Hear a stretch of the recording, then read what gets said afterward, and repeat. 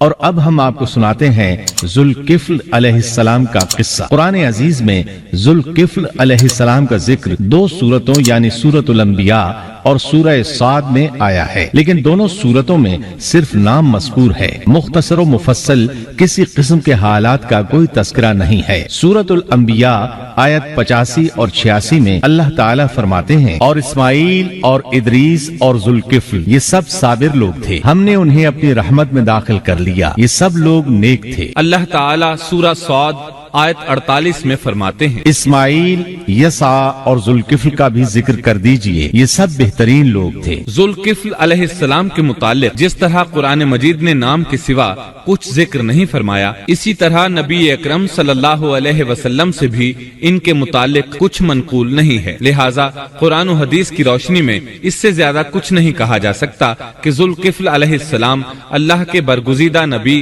اور پیغمبر تھے اور کسی قوم کی ہدایت کے لیے مبعوث ہوئے تھے۔ قرآن و سنت میں اس سے زیادہ سکوت ہے۔ باقی رہا سیر و تواریخ میں ان کا ذکر، تو کافی تفتیش و جستجو کے بعد بھی ہمیں اس سلسلے میں ایسی ٹھوس معلومات نہیں مل سکی جن کے ذریعے سے ذوالکفل علیہ السلام کے حالات و واقعات پر مزید روشنی پڑ سکے، چنانچہ تورات بھی خاموش ہے اور اسلامی تاریخ بھی۔ البتہ ابن جریر رحمت اللہ علیہ نے مشہور مفسر تابعی مجاہد رحمت اللہ علیہ سے ان کے متعلق ایک قصہ نقل کیا ہے۔ اسی طرح امام ابن ابی حاتم نے اسی قصے کے قریب کچھ آثار عبداللہ بن عباس اور ابو موسیٰ اشعری رضی اللہ عنہم سے نقل فرمائے ہیں۔ یہ طویل روایات ہیں، ان میں ہے کہ ابن عباس اور ابو موسیٰ اشعری رضی اللہ عنہم فرماتے ہیں کہ ذوالکفل نبی نہیں تھے بلکہ وہ ایک نیک اور صالح آدمی تھے، لیکن ایک تو یہ روایات سند کے اعتبار سے ضعیف ہیں، دوسرا یہ کہ ابن عباس اور ابو موسیٰ رضی اللہ عنہم جیسے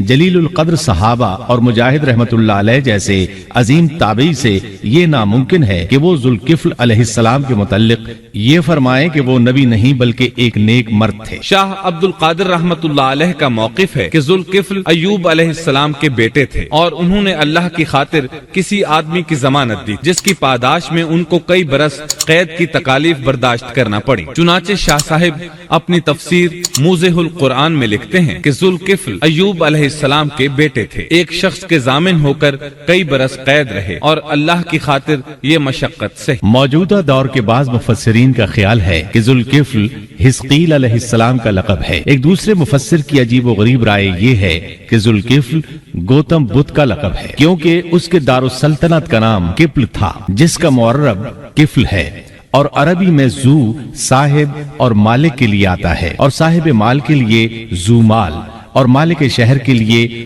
ذو بلد کے الفاظ کثرت سے استعمال ہوتے ہیں، لہٰذا یہاں بھی کفل کے مالک و بادشاہ کو ذوالکفل کہا گیا ہے۔ اس مفسر نے یہ بھی دعویٰ کیا ہے کہ گوتم بدھ کی اصل تعلیم توحید اور حقیقی اسلام ہی کی تعلیم تھی، مگر اس کی موجودہ صورت دوسرے ادیان کی طرح محرف اور مسخ شدہ ہے، لیکن یہ اقوال قیاس و آراء سے زیادہ تاریخی حیثیت سے کوئی وقت نہیں رکھتے۔ ہم اس تعصب کے قائل نہیں ہیں کہ اگر صحیح تاریخ سے یہ ثابت ہو جائے کہ قرآن نے جن انبیاء کے صرف نام ذکر کیے ہیں ان کا مصداق فلاں برگزیدہ ہستی ہے، اور اس کا انکار صرف اس لیے کر دیا جائے کہ اس سے پہلے چونکہ ایسی بات کسی نے نہیں کہی اس لیے یہ قابل رد ہے۔ یقیناً ہم اس حقیقت کو تسلیم کرتے ہیں کہ تاریخی حقائق کی جستجو کا باب بند نہیں ہوا اور آئے دن نئی تحقیقات سامنے آ رہی ہیں اور جدید انکشافات ہو رہے ہیں، بلکہ ان کے ذریعے قرآن مجید اور احادیث رسول کے بیان کردہ واقعات کی تصدیق ہوتی چلی جا رہی ہے۔ ملحد و بے دین لوگ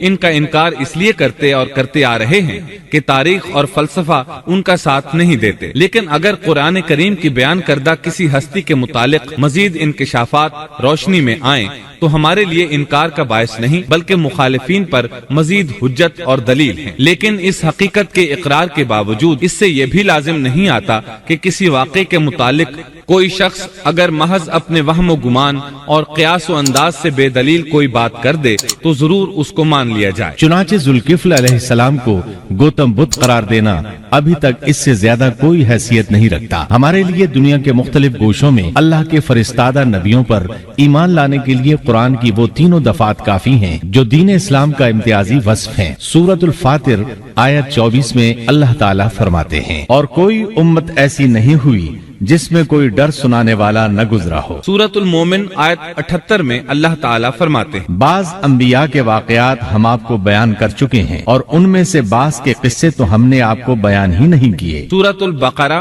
آیت 136 میں اللہ تعالیٰ فرماتے ہیں، ہم رسولوں میں سے کسی کے درمیان فرق نہیں کرتے۔ اس لیے ایک مومن کا یہ عقیدہ ہونا چاہیے کہ ہم اللہ کے انبیاء میں سے کسی نبی کے درمیان کوئی فرق نہیں کرتے، یعنی تمام انبیاء پر ایمان لاتے ہیں۔ اس صاف اور واضح عقیدے کے بعد اگر ہمارے سامنے کسی ملک اور کسی خطے کے انبیاء اور رسول کے واقعات نہیں بھی آئے تو اس کے اسباب و وجوہات اور ہیں، لیکن جہاں تک ان پر ایمان لانے کا تعلق ہے وہ اختصار سے بھی کافی ہے، اور ان کی تفصیلات سے آگاہی ہماری رشد و ہدایت کے مقاصد یعنی اللہ پر ایمان اور نیک اعمال کے لیے ضروری نہیں ہے، خصوصاً جبکہ اللہ تعالیٰ نے ہم پر یہ حقیقت بھی قرآن مجید میں واضح کر دی ہے کہ نبی اکرم صلی اللہ علیہ وسلم خاتم النبیین ہیں اور تمام سچے ادیان کی صحیح اور حقیقی تعلیم کی تصدیق کر کے ان کو بلند درجات کے درجہ کمال تک پہنچانے والے ہیں، جیسا کہ سورۃ المائدہ آیت 3 میں اللہ تعالیٰ فرماتے ہیں، آج میں نے تمہارے لیے دین کو کامل کر دیا